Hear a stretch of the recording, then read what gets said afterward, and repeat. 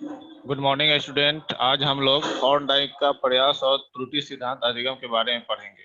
Thorndike का trial और error जो लर्निंग थ्योरी है बहुत ही इंपॉर्टेंट है आप लोग के बीएड एग्जाम के लिए, और प्लस आगे के जो भी सीटेट और जो भी केवीएस के एग्जाम होंगे उसमें जरूरी बहुत इससे एक न एक क्वेश्चन जरूर रहता है।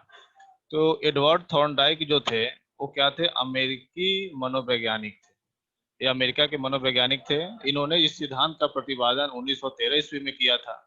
इन्होंने इस सिद्धांत के लिए बिल्ली और चूहे का प्रयोग किया था, और इस सिद्धांत को प्रयास, त्रुटि, भूल और प्रयत्न, उद्दीपक, अनुक्रिया सिद्धांत, बंध मनोविज्ञान, संबंधवाद, सहचर्यवाद आदि नामों से भी जाना जाता है। तो ये सभी एक ही चीज के सभी अलग अलग नाम है, याद रखिएगा। ट्रायल और एरर मेथड बोलते हैं, भूल और प्रयत्न बोलते हैं, उद्दीपक अनुक्रिया बोलते हैं, बंध मनोविज्ञान बोलते हैं, संबंधवाद बोलते हैं, सहचर्यवाद आदि नामों से जाना जाता है। थॉर्नडाइक के बिल्ली में किए गए प्रयोग समस्या बॉक्स प्रयोग के नाम से भी जाना जाता है। इस प्रयोग में बिल्ली को पिंजरे में बंद कर मछली को पिंजरे के बाहर उद्दीपक के रूप में रखा गया था। मतलब बिल्ली को क्या किया गया? पर्टिकुलर पिंजरे में बंद कर दिया गया, और यहाँ से फिर इसके बाहर में क्या किया गया? मछली को लटका दिया गया। अब मछली को लटकाने के बाद क्या हुआ कि अब बिल्ली को क्या होगा? इसको देख करके क्या होगा? लालच आएगी, तो निकलने की कोशिश करेगी।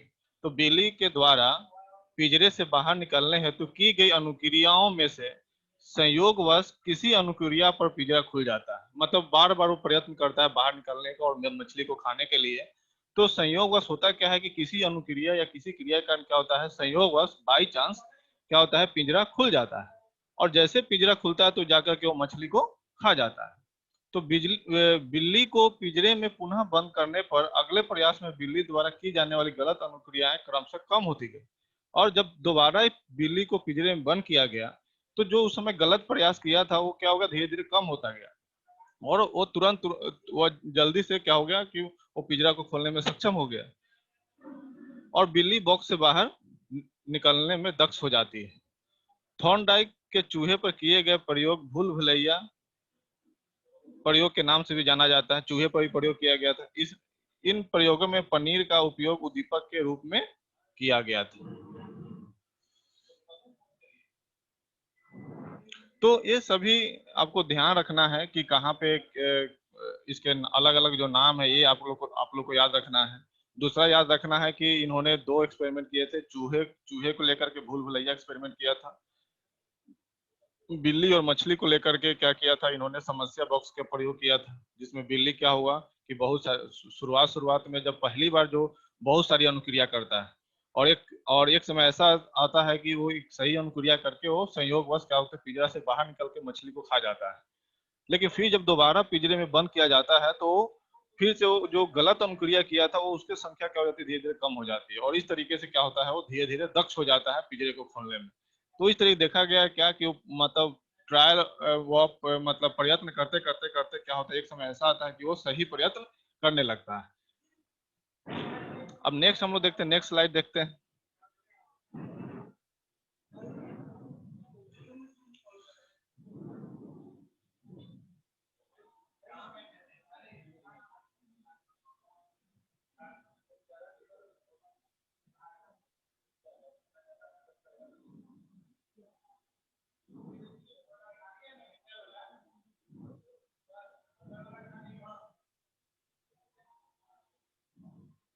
नेक्स्ट जो स्लाइड है इसमें थॉर्नडाइक के सिद्धांत के अनुसार अधिगम के सोपान, और थॉर्नडाइक का जो सिद्धांत दिया था इसमें अधिगम के कौन कौन से इसके सोपान हैं। तो इन्होंने बताया क्या था कि थॉर्नडाइक ने जो अधिगम जो भी अधिगम के सिद्धांत दिए थे वो पर्टिकुलर जो थ्योरी दिए थे, ट्रायल और एरर मेथड, उस पर्टिकुलर सिद्धांत के बेसिस पे इन्होंने क्या किया था?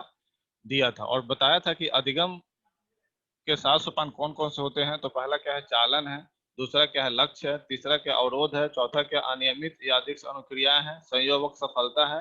सही अनुक्रिया का चयन और गलत अनुक्रियाओं का निष्कासन है, और सही अनुक्रिया का अस्थायीकरण और दृढ़ीकरण है। तो ये 7 सोपान क्या किए थे थॉर्नडाइक ने? उस पार्टिकुलर जो एक्सपेरिमेंट किए थे उस बेसिस पे क्या किए थे कि इन्होंने 7 सोपान जो दिए थे अधिगम के लिए, सीखने के लिए, वो उसी पर्टिकुलर एक्सपेरिमेंट से इन्होंने दिए थे। दूसरा क्या कि थॉर्नडाइक के अधिगम सिद्धांत के प्रमुख पक्ष क्या क्या है, उसके मेन पक्ष कौन कौन से। अधिगम में प्रयास त्रुटि का समावेश होता है। अधिगम संबंध और बंधन बनाने का परिणाम है। अधिगम संज्ञान आधारित न होकर प्रत्यक्ष और सीधे है। अधिगम सूझ युक्त न होकर के उत्तरोत्तर क्रमिक और धीरे धीरे होता है। मतलब ये सारे जो कंसेप्ट थे वो कैसे दिए, वो अधिगम जो एक्सपेरिमेंट किए बिल्ली और चूहे पर, उसके बाद ये सारे कंसेप्ट अधिगम से रिलेटेड आए। कहने का मतलब क्या है कि जब हम प्रयास प्रयास और त्रुटि करते हैं तो उस समय भी कोई बच्चा है सीखता है। दूसरा क्या, अधिगम संबंध या बंधन बनने का परिणाम है। जब जब कोई अधिगम कैसे बनता है, जैसे मान ली कोई कोई बच्चा है, कोई पिछले क्लास में कुछ सीखा, फिर उस क्लास सीखे हुए को अगले क्लास में क्या करता है, वो संबंध स्थापित करके फिर क्या करता है, उसको अच्छी तरह से क्या समझता है। अधिगम संज्ञान आधारित न होकर प्रत्यक्ष है। अगर संज्ञान नहीं है या प्रत्यक्ष है तो सीधे सीधे तौर पे उसको क्या होता है, प्राप्त होता है। अधिगम सूझ युक्त न होकर के उत्तरोत्तर क्रमिक और धीरे धीरे होता है। सूझ नहीं है, ये क्या होता है, धीरे धीरे होने वाली प्रक्रिया है, क्रमिक होने वाली प्रक्रिया है। आलोचना क्या है इस एक्सपेरिमेंट का, व्यर्थ और प्रयत्नों और अभ्यास पर बल। व्यर्थ प्रयत्नों, सीखने हेतु अधिक समय ऊर्जा का लगना, अधिगम को यांत्रिक मानना और अधिगम में बुद्धि चिंतन सूझ को महत्व को नकारना। तो ये सभी क्या है, इस एक्सपेरिमेंट के इस पर्टिकुलर थॉर्नडाइक के जो प्रयोग किए थे उसके आलोचना भी क्या है, ये सारे क्या है, ड्रॉबैक्स हैं जो आप लोग को भी याद रखना है। ठीक है, आज के लिए बस इतना ही, धन्यवाद।